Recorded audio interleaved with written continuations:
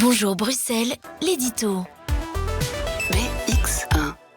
C'est un article qui a fait beaucoup parler de lui ce week-end, une interview de Emmanuel Todd, intellectuel français, publiée dans le Figaro, repris par le journal Le Soir, où l'auteur affirme que la Troisième Guerre mondiale a déjà commencé.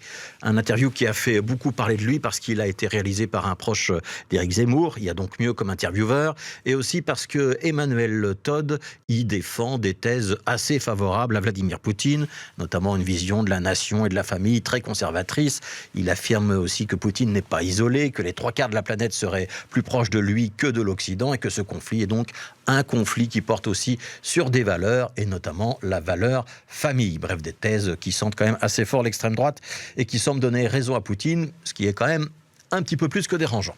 Ce qui est intéressant, en revanche, c'est cette notion de Troisième Guerre mondiale que Emmanuel Todd avait d'ailleurs déjà détaillé dans un essai, et ce glissement progressif qu'on observe dans la question des livraisons d'armes à l'Ukraine. Au début, nous ne souhaitions pas livrer d'armes offensives.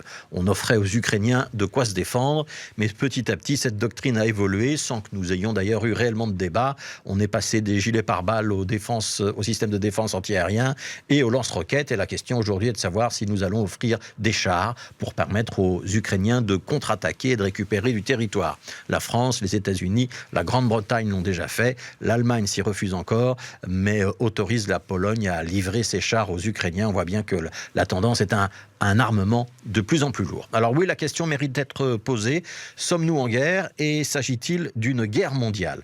La portée internationale du conflit ne fait aucun doute, et le fait que nous soyons, nous, Européens, engagés aux côtés des Ukrainiens, non plus. C'est une question de valeur, une question de droit international, puisque la Russie est bien l'agresseur qui a tenté d'annexer un pays voisin dont les frontières étaient internationalement reconnues. En d'autres termes, nous n'avions pas vraiment le choix, sauf à considérer que les frontières peuvent être piétonnées comme bon leur semble par les pouvoirs autoritaires.